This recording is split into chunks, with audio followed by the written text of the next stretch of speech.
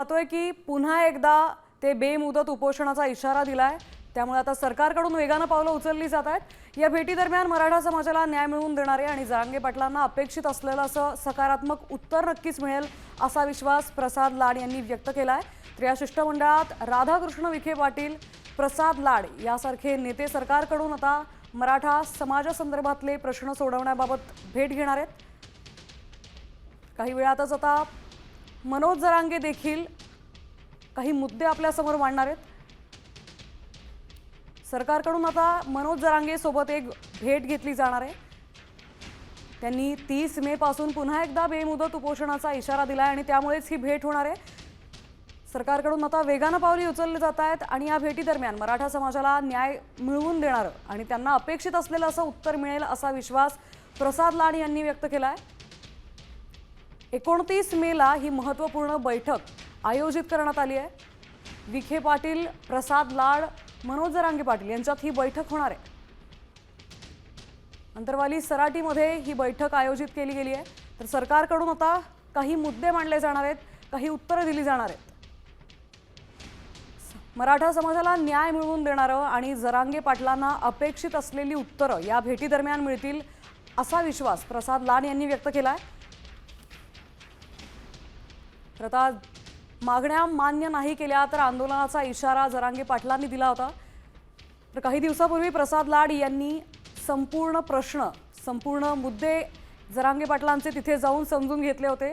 तर ते सरकार दरबारी नेल्याचंही त्यांनी सांगितलं। प्रमाणे आपण सरकारला पाहिजे त्याच्यापेक्षाही जास्त वेळ दिलेला आहे। सरकारनं आपल्याला मुंबईमध्ये 1 महिन्याचा वेळ मागितला होता सगळ्या मागण्याच्या संदर्भात राहिलेल्या।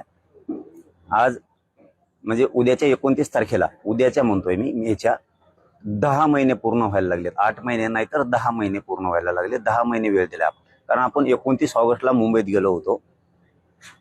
त्याच धर्तीवरती आतापर्यंत जवळपास 10 महिने वेळ दिला। याच्यापेक्षा किती वेळ द्यायचा मला एक गोष्ट कळत नाहीये की जाणून बुजून गोरगरीब मराठ्यांच्याच लेकरांवरती का अन्याय केला जातो।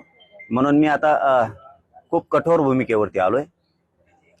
मला ते नाविलाज आहे, त्या पद्धतीचा निर्णय घ्यावा लागतोय। मला कुणाला दोष द्यायची इच्छा नाही आणि द्यायचा पण नाही, कारण आपल्या लेकराला समाजाला जर मिळतच नसेल तर मग आपण आता कठोर भूमिका घेणं गरजेचं आहे। आपण जे घोषित केलं होतं, कारण मी डायरेक्ट विषयाकडेच येतोय। 4 घंटे बोला आणि 2 घंटे बोला, त्याच्यापेक्षा 5 मिनिटाच्यात मला प्रेस संपवायची, कारण मी त्या सीमारेषेवर आता आलेलो आहे। 30 मेचं जे आपलं आंदोलन, आमरण उपोषण आपण ठरवलं होतं ते फायनल होणार आहे 30 मेला। परंतु त्याच्यात फक्त थोडा जास्तीचा बदल केला आहे आपण।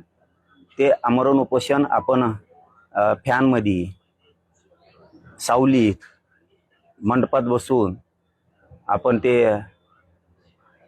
काय आणखीन सुविधा करून करत होतो ना। समजा सगळे तसंच करतात, मीच नाही तर सगळेच तसं करतात। मला अंतिम टोकाचं आणि कठोर आमरण उपोषण करायचंय।